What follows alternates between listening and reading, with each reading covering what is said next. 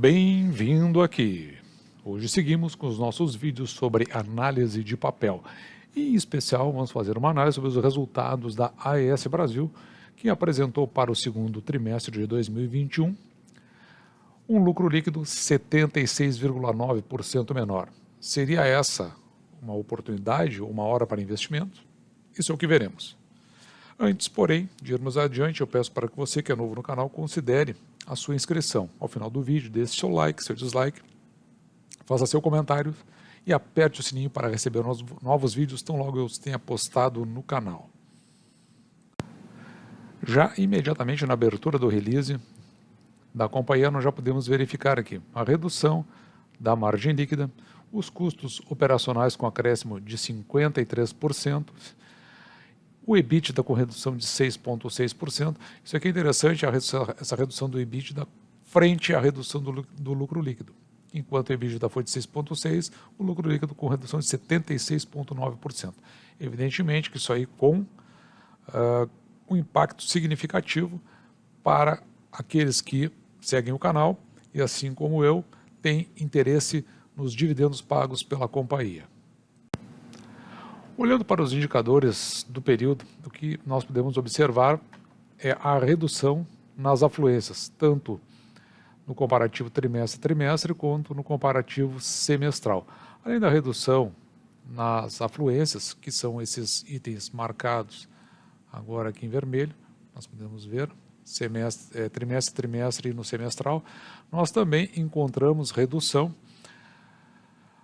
no nível médio dos reservatórios, todos baixando em vários pontos percentuais, entre 17 e 22 no trimestre e entre 10 e 15 no semestre. Na geração advindas de fonte hídrica, uma redução trimestral de 43% e uma redução no semestre, comparativo semestre a semestre, de 31,7%. Por outro lado, o que a gente consegue observar é que nas outras linhas de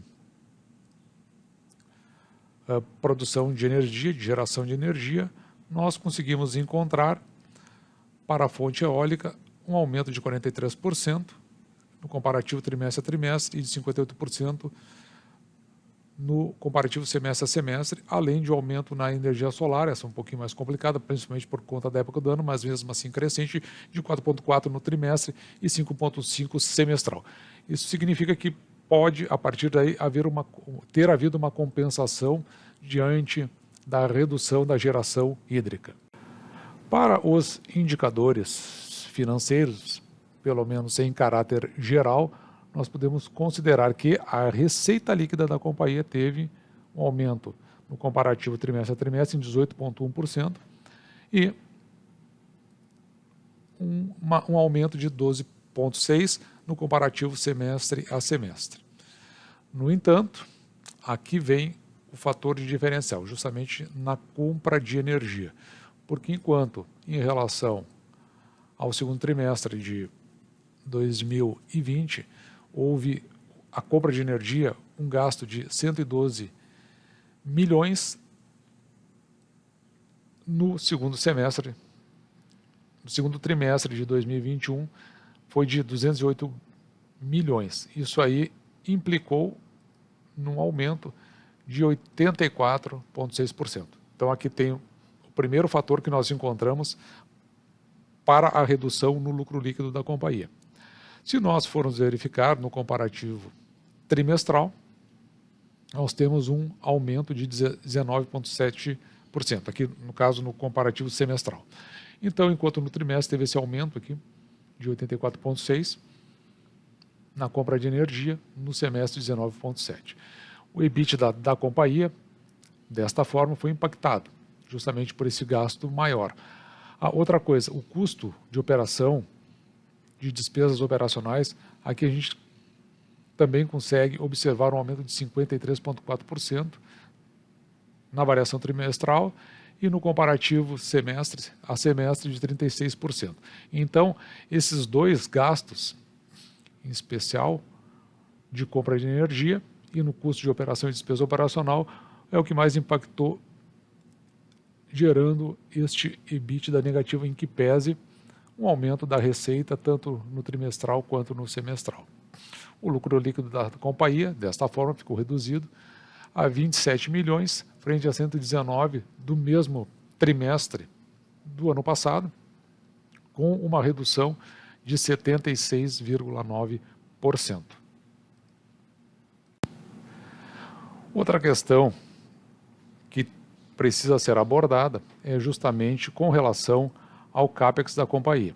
Observe aqui este aumento no CAPEX, em especial na parte de expansão, em 720%, na variação trimestre a trimestre, segundo trimestre de 2020 e segundo trimestre de 2021, e de 401 na variação semestral. E onde é que estão os maiores impactos? Exatamente no complexo de Cajuína, 227 milhões, e no complexo de Tucano. Então a companhia ela nos reporta esses dois investimentos, que houve esse incremento de 252 milhões no trimestre e 250 no semestre, que reflete principalmente o crescimento da companhia, está aqui, com o início do desenvolvimento, então, chama atenção para cá, porque até então não estava no horizonte aqui do investidor, no início do desenvolvimento do complexo eólico de Cajuína. E a continuidade, então esse aqui a gente já vinha acompanhando, da construção do complexo eólico de Tucano. E por que eu chamo a atenção para o investidor aqui? Porque é justamente a companhia tomando suas medidas para diversificar o seu portfólio e, ao mesmo tempo, diversificar no sentido de fazer uma redução dos impactos hídricos atuais e também vindouros. É uma forma de fazer uma mitigação no futuro por conta desses dois projetos. Até porque esses dois projetos são projetos eólicos, o de Tucano na Bahia e o de Cajuína no Rio Grande do Norte. Mas em que pese o investimento em projetos para diversificação, ainda é o forte da companhia a geração hídrica. E aqui nós podemos verificar no comparativo trimestre a trimestre essa menor geração em 43% na geração bruta, sendo que a geração líquida em menos 42%, se nós formos observar praticamente em todas as suas usinas com redução. No entanto, no comparativo semestral, o único destaque é aqui para Ibitinga, que houve um acréscimo, no entanto, a redução bruta foi de 31,7% na geração no semestre e de 31% na sua geração líquida. Ou seja, aqui estão as maiores perdas, o que implica que a companhia, nas suas energias já contratadas, ela tem que fazer a compra de novas energias, como nós vimos anteriormente. Se nós formos verificar do ponto de vista de fonte eólica, no entanto, né, a companhia, conforme nós já havíamos verificado, ela teve um aumento na sua geração bruta de 45%, quando comparado trimestre a trimestre, e de 58% no comparativo semestral. Maior contribuição está aqui, no complexo Ventos.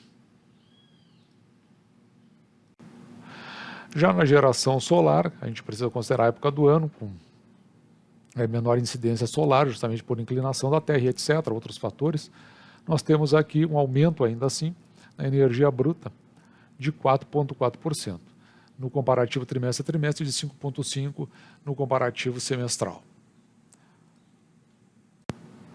Por conta da menor geração das hidrelétricas, conforme nós vimos, houve uma redução com maior impacto na margem líquida, justamente das fontes financeiras advindas do seu setor hídrico. No entanto, isso foi compensado pelas fontes advindas do setor eólico e outros aqui que impactaram. As fontes advindas do setor solar tiveram estabilidade. Dessa forma, a margem líquida teve uma redução trimestral de 2,6%. Então, maior impacto aqui, justamente pelas fontes hídricas. No entanto, uma compensação pelas fontes eólicas, sempre no trimestral aqui que nós estamos comparando. Se nós formos verificar o acumulado semestral, então a gente já começa a ter uma análise um pouco mais positiva, porque a margem líquida no acumulado do semestre, a gente vê que ela teve um aumento de 4,6. Aqui na margem líquida, né, a gente está falando. Então o que acontece? Aqui, o trimestre foi ruim, mas no ano, ainda assim, com todas as adversidades, principalmente pela crise hídrica, nós podemos constatar uma melhora, passando de 765 milhões na margem líquida para 801, com esse crescimento de 4,6, em que pese as adversidades da crise hídrica. As despesas operacionais tiveram um acréscimo no trimestre de 10,4%. Os maiores impactos foram trazidos, então, aqui pela inflação, e os maiores custos aqui na coluna de crescimento foi devido ao contrato OIM do Complexo Eólico Ventos e do Complexo Salinas e Mandacaru. Então aqui está no crescimento. Por outro lado, houve esse impacto negativo que se deve, em especial, por essa reversão de provisão do processo de repasse de energia de Itaipu. Então, por isso, cresceram as despesas por conta, 4,3 por conta da inflação, 9,9 do crescimento e 5,1 por essa reversão de repasse, totalizando então 10% no trimestre. Se nós formos observar essas despesas no acumulado semestral, nós então podemos enxergar que houve um crescimento no semestre de 9,7%, passando de 178 milhões para 195 milhões. Um crescimento mais ou menos ajustado, principalmente se nós considerarmos o impacto da inflação. O EBITDA do trimestre, conforme nós tínhamos verificado anteriormente, teve um decréscimo aqui de 6,6%, passando de 275 milhões para 257. O maior impacto adveio da crise hídrica. A solar se manteve estável em 3,2%. No entanto, o crescimento da eólica compensou e outros aqui que também tiveram uma evolução positiva. O mais importante aqui é justamente que, em que pese o lucro líquido ter uma redução muito forte, o EBITDA se manteve numa situação de não decréscimo significativo. E se nós considerarmos o EBITDA acumulado do semestre, ele então passa de 587 milhões para 606 milhões, com o impacto, conforme nós vimos, em 8,1, sendo que o impacto real foi do segundo semestre, já que no primeiro não se teve isso, mas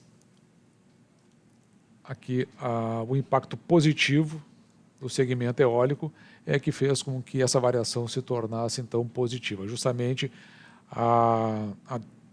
as perdas no lucro líquido foram compensadas pelas mitigações da companhia, as medidas que a companhia tomou justamente para que não só alcançasse, né, as energias através da compra, mas principalmente tivesse outras fontes que pudessem suprir as decorrências da crise hídrica. Diante desse cenário, e com o lucro líquido apresentado de 27 milhões, com redução de 76%, conforme nós vimos, a tomada de decisão da administração foi a distribuição de 24,2 milhões em dividendos para os acionistas.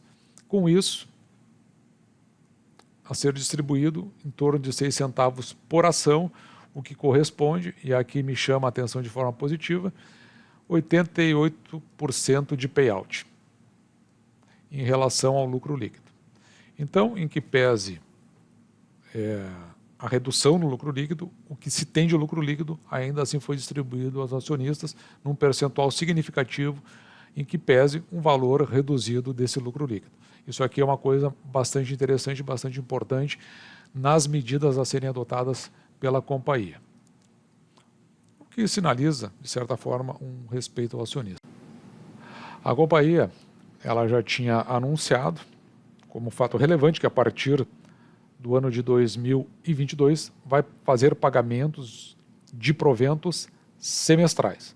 No entanto, isso não está valendo para o ano de 2021 e se nós formos verificar a distribuição da companhia, ela faz, conforme nós podemos verificar aqui, em torno de 5 distribuições durante o ano. Sendo que hoje nós estaríamos nessa distribuição aqui do mês de agosto, que é essa que nós estamos recebendo, faltando mais 2, o que ainda gera uma expectativa em termos de recebimento de provento da companhia ao longo do ano de 2021. Então, esses 6 centavos que estão sendo distribuídos, que foram anunciados pela companhia, não chegam a gerar assim, um impacto negativo em função de ser uma quantidade pequena. O que acontece é que, de fato, é apenas a terceira distribuição de proventos da companhia nesse exercício. Com relação ao endividamento da companhia, nós podemos verificar que ela possui um montante aqui de 5 bilhões, em torno de 5 bilhões e 300 milhões, mais ou menos, a maioria por emissão de debêntures e captação de empréstimos, o que nos leva ao fato de que a dívida bruta da companhia, somando todas as suas dívidas, ela fecha então o trimestre, fecha em 5,7 bilhões, 22% superior à posição que estava em relação ao ano de 2022, que era de 4,7 bilhões, ou seja, aumentou em 1 bilhão a dívida da companhia. Vamos olhar isso aqui um pouco de forma mais detalhada. A companhia ela possui um cronograma razoavelmente tranquilo de amortização, lembrando que ainda tem esses 57 aqui para 2021 milhões, mas no entanto ela tem um ponto maior de pagamento aqui em 2023, depois em 2025, ficando o restante para entre 2026 e 2023. Os maiores indexadores da dívida da companhia, conforme nós podemos ver, eles estão atrelados aqui no azul ao CDI, que é 59,4%, e 31% ao IPCA. Os demais de maior impacto é justamente as taxas de juros de longo prazo, que estão nesses 7% aqui das dívidas da companhia. A considerar esse cronograma de amortização, aqui a gente tem que ir observando conforme vai amenizando ou agravando a questão da crise hídrica propriamente dito e o retorno dos investimentos da companhia na sua diversificação de portfólio em energias renováveis não hídricas. O custo médio da dívida ela acabou aumentando, mas assim nada significativo, porque ainda em 2019 ela estava em 8,2% e agora está no item mais alto, mas é apenas em 0,1 ponto percentual maior do que o seu maior índice, que foi em 2019, conforme esse gráfico. A dívida líquida, ou a alavancagem da companhia, vamos dizer assim, que é a dívida líquida em relação ao EBITDA, aqui nos chama a atenção, porque aqui nos covenants, o que a gente observa é que a companhia ela fixou como margem confortável sem impacto no pagamento de proventos aos acionistas em 3,85 vezes na relação dívida líquida com o EBITDA ajustado. Então, quando estiver abaixo disso, não gera impacto nos proventos. Só que essa relação, em que pese a redução do lucro líquido, a relação da dívida líquida com o EBITDA, ela reduziu, ou seja, aumentou a dívida da companhia, mas reduziu a alavancagem da companhia. Então está dentro de parâmetros aparentemente confortáveis, sendo que os rates da companhia, nós já temos vídeos sobre isso, eles se mantêm em níveis bastante confortáveis, né? Eles são dívidas com o segundo maior nível de confiança para o pagamento dessas dívidas, tanto no Moody's quanto no Fitch.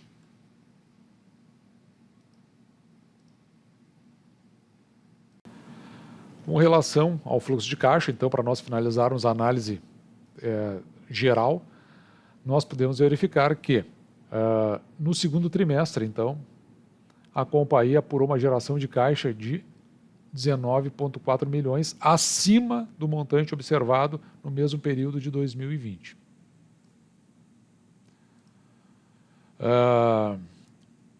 No semestre, o que se verifica foi uma geração de caixa de 28,1 milhões, maior do que o mesmo período de 2020.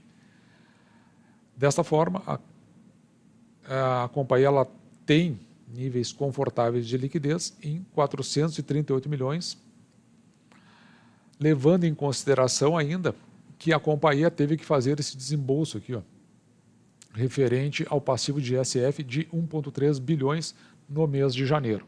Então, em que pese este passivo que foi gerado, a companhia ainda manteve no caixa 438 milhões.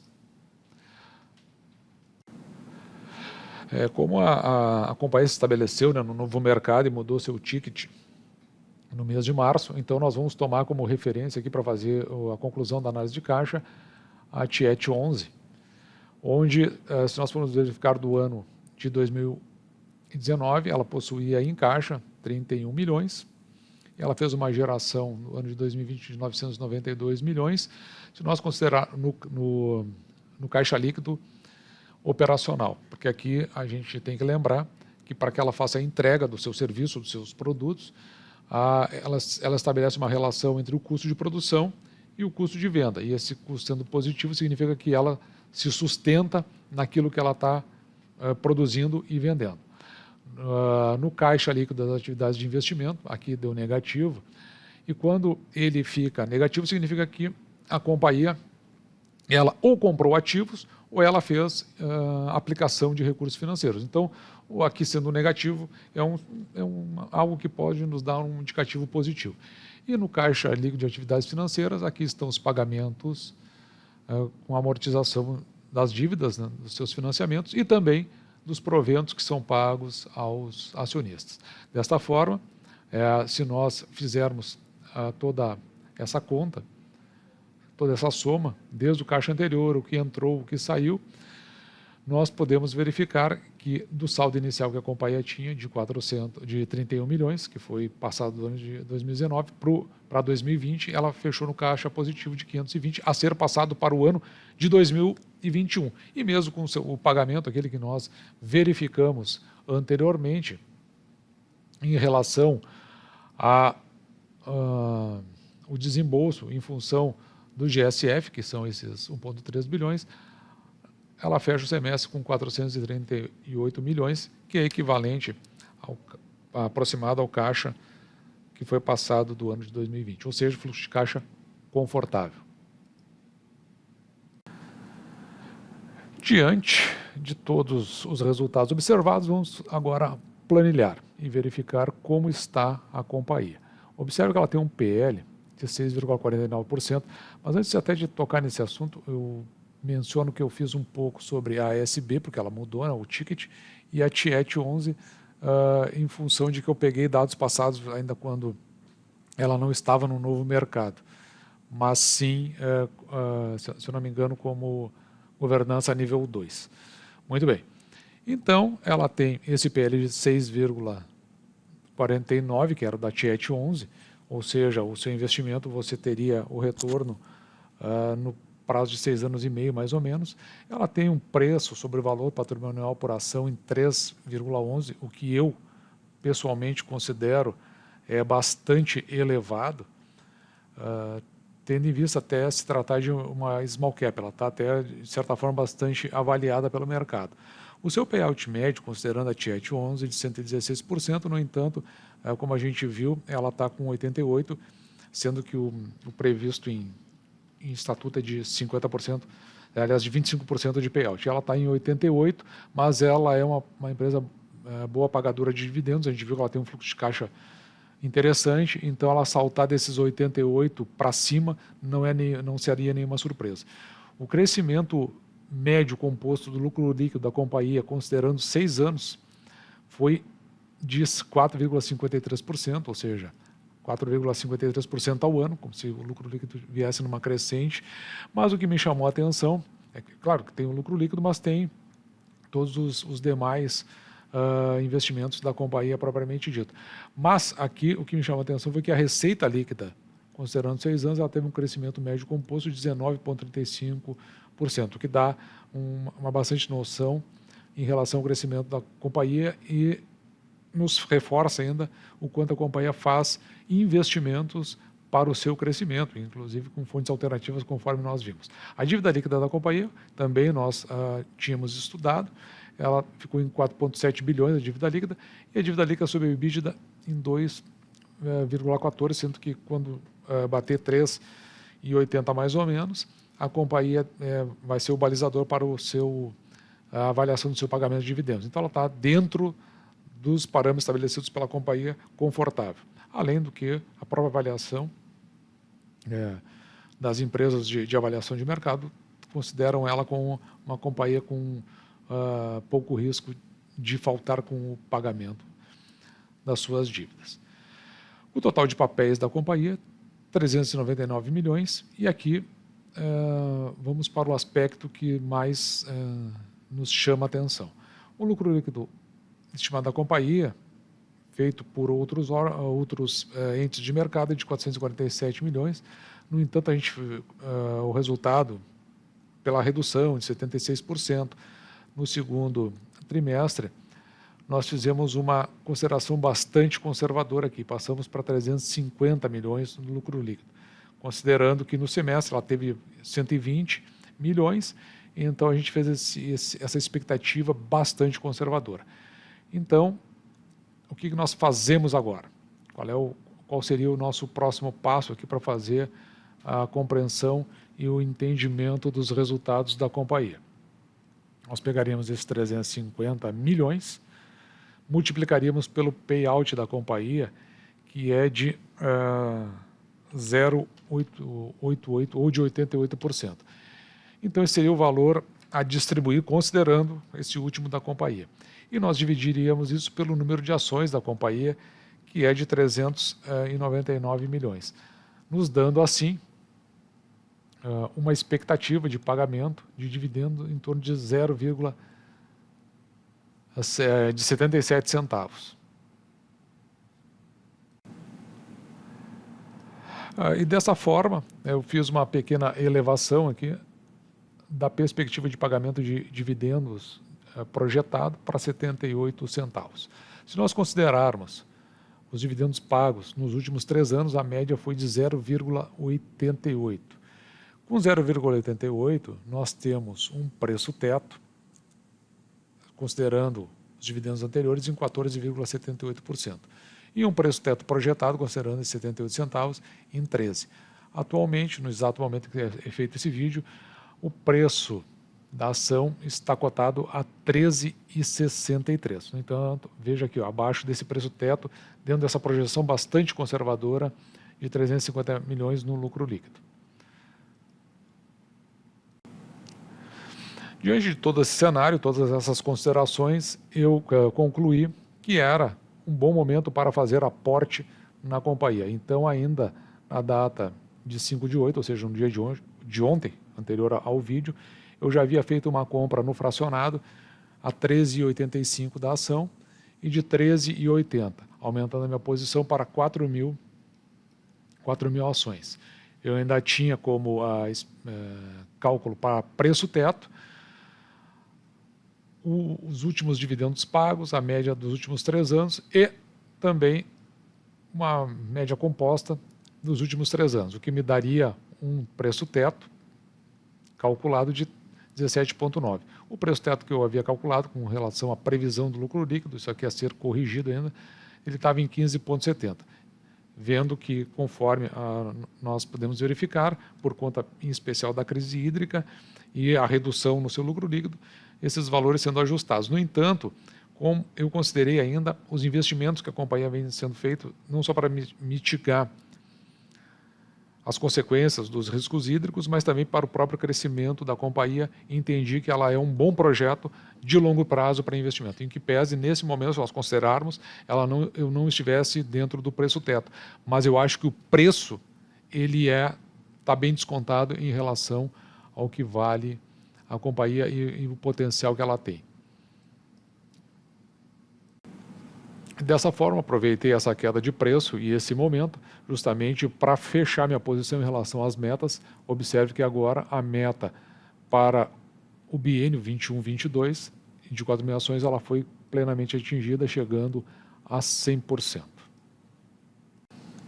Tendo sido esse nosso vídeo de hoje, espero que vocês tenham gostado e que as informações passadas aqui possam servir para você tomar suas decisões em termos dos seus investimentos.